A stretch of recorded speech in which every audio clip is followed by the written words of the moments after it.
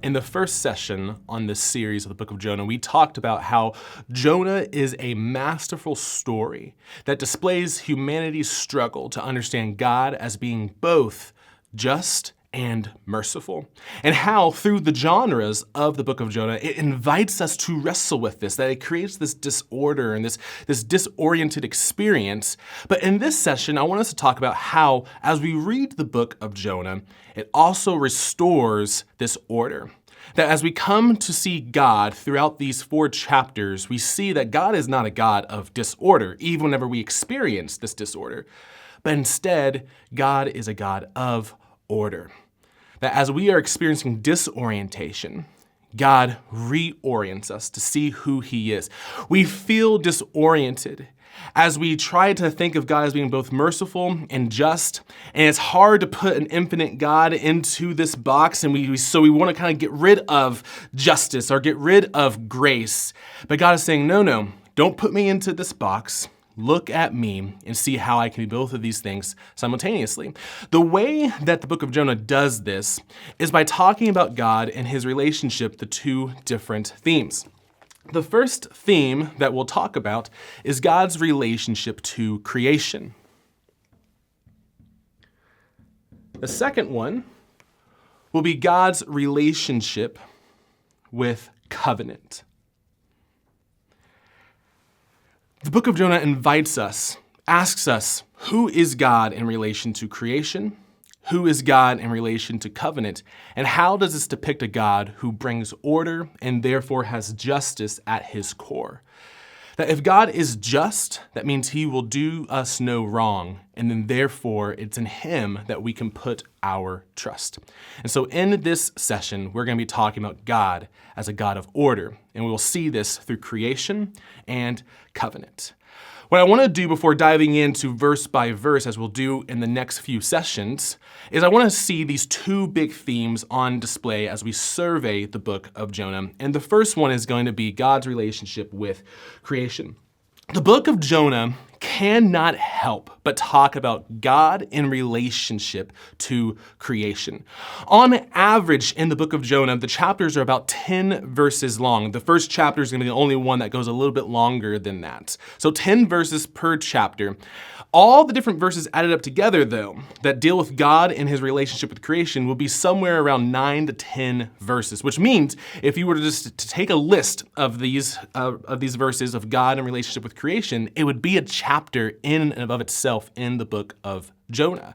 So this is really key to our theology of understanding God, and this idea of Him being merciful and just is His relationship with creation. We actually see this very early on, at the very beginning of the book of Jonah, where Jonah tells the sailors that he's with on the ship that he worships the God who is Lord of the sky, the sea, and the dry land. And this is how I want us to look at God's relationship with creations through the sky, the sea, and the land. He says in verse 9, I worship the God that is over all of creation, and all 3 of these elements get brought up. Let's start with the sky. It actually begins this way, the book of Jonah. And this one might be the one that's a little bit more indirect. But remember back to how in our first session we said that when the instruction of the Lord comes to Jonah, and Jonah means dove, his name literally just means a bird, right? I think this is a moment of God saying He is over the heavens. Why? Because the dove is going to be an animal that is asked to fill the sky. And so we have this sky element at the very beginning of the book of Jonah.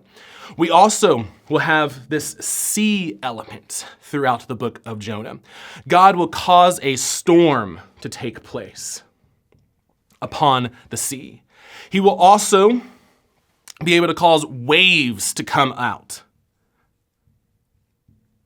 When Jonah is in the belly of this big fish, and he says, your waves crashed over me. The he in his sentence is referring to God. It's God's waves that crash over Jonah. So God is not over just the storm, but He's over the waves as well. And He is also over this big fish, as the Hebrew reads. He's able to call this big fish up, tell it to snatch Jonah, and he's also able to tell the fish to vomit him out.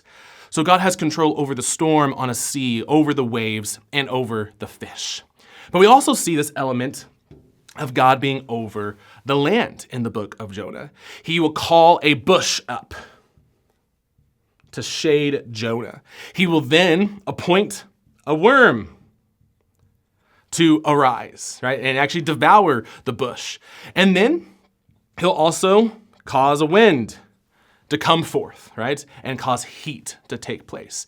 And so we see, as we survey the book of Jonah, that God is over the sky, he's over the sea, and he's over the land. God is over all of it. Now, we can easily get fixated on these things. What does the bush represent? What does the worm represent? And I think, honestly, the book of Jonah just wants us to understand that it represents what it is. That the bush represents a worm represents a worm, that the storm represents a storm, and in the same sense that this fish represents a fish. And so I don't want us getting too hyper fixated, but instead recognizing that all of these play a role in talking about God being a God of order, bringing order in the midst of chaos and destruction. It reminds us of Genesis 1. How whenever God makes the world, the text says it was welter and waste. It was formless and void, and yet God speaks and brings order to creation. And Jonah is just picking up on that same tune, saying, look at this God of order. Look at this God of justice. Of all the ones that people get most fixated on, it is this idea of this big fish. People like to ask the question, what is this thing? And so I want to spend just a little bit of time talking about what's this big fish, again in the Hebrew, as it's just translated literally, big fish. What is this thing? And how does it play into God being the God of order? Some like to say that this big fish is a whale. This massive mammal of a fish, right, that goes around the world. And then when you see it, it just takes up the entire screen whenever you have like a camera on it. Some wonder maybe it's not a whale, but maybe it is a massive shark. I want to say that there are 3 reasons why we shouldn't think that this is just a whale or a massive shark, but there's actually something very unique about this creature. So 3 reasons. First reason that we should think that there's something a little bit abnormal about this big fish in the Hebrew is that whenever the early Jewish people were taking the book of Jonah and they came to this verse that talks about the big fish, they don't translate it with the regular Greek word for fish, which is ichthys, right? Ichthys. If they understood that this was a fish, they would just say a big ichthys. But instead, they use the word, I'll put it up here for us, katos. Katos. This is not the regular word for fish. It simply just means sea creature. Sea creature. Second reason why I think there's something a little bit more abnormal taking place with this big fish is that whenever katos is used throughout the Old Testament, again, the Greek translation of the Old Testament, it is not used to talk about fish. Again, that's ichthys. Here are some of the examples, though, that katos is used to talk about. 1, violence. So katos will be used as a term for violence. 2, destruction. 3, serpent. 4, sea monsters. And last, and probably the most famous, katos is going to be used as the Greek word for the translation of the Hebrew word leviathan. So katos is not a regular creature. It seems to be something of a monster, actually. And the third reason why this is that the creature seems to live in chaos. Notice whenever Jonah talks about in chapter 2 that he's in the belly of this creature, he says, I'm not just in the belly. He says, I am in Sheol. Sheol is the place where people who die go. This is the place of the grave, a place of nowhere out. And so as Jonah's talking about where he's at, he's saying, I'm in the grave. I'm in death itself. He'll go on and say, I'm in the pit. And this imagery is not just being in a regular sea creature I've been swallowed up. Is this idea is I'm in a place of darkness and I'm barred in and I'm in chaos itself. This is the reason why this idea of bringing a storm onto the sea in the book of Jonah, that the sea is a place where chaos lives. This is why people are afraid to go out onto the sea, because you never know what can happen. You can easily die because of the waves, because of a storm, or because you may come in contact with a massive sea creature. And so when I come to this idea of a big fish, I don't think it's a whale. I don't think it's just a big shark. I think it's a sea monster that swallows up Jonah. But I don't want us to get fixated on this, and here's the reason why. One, when God looks at this katos, this big fish, the sea monster, all he sees it as is just a fish that's just really big. I think that's the reason why it's just going to be saying this is a big fish, even though it's actually a sea monster. And then secondly, all God has to do is says to the sea monster, come up. And it listens. He says, vomit Jonah up. And it listens. And so we're not supposed to be hyper fixated on what exactly does this creature look like. Again, it's a sea monster. It's a thing of nightmares. The emphasis, though, is that God is over this monster. God looks at this monster and sees it just like a fish and tells it what to do, and it listens. In the same way the bush obeys God, in the same way the worm obeys God, in the same way the wind and the waves obey God, this sea monster also obeys God. And so the message through this idea of God and creation is that God is over all of creation, and he is bringing order into his creation. So how does this connect with God being the God of covenant? There are two words that are used throughout the book of Jonah to talk about God. The first one that we'll see is going to be this common word for God in an Israelite sense, and that is Yahweh. Yahweh is the covenant name of God that God gives to Moses whenever Moses says, who shall I say sent me to the Israelites in Egypt? And he says, Yahweh. So this is the covenant name of God that we'll see in the book of Jonah. But another term that we'll see used for the same God is Elohim. Elohim. This word simply just means deity, gods, high ones, the ones that are not existing on the land, but they are above the land. So deity, high ones, this God-like beings. And so both of these terms will show up throughout the book of Jonah. Oftentimes, you'll also see a coupling.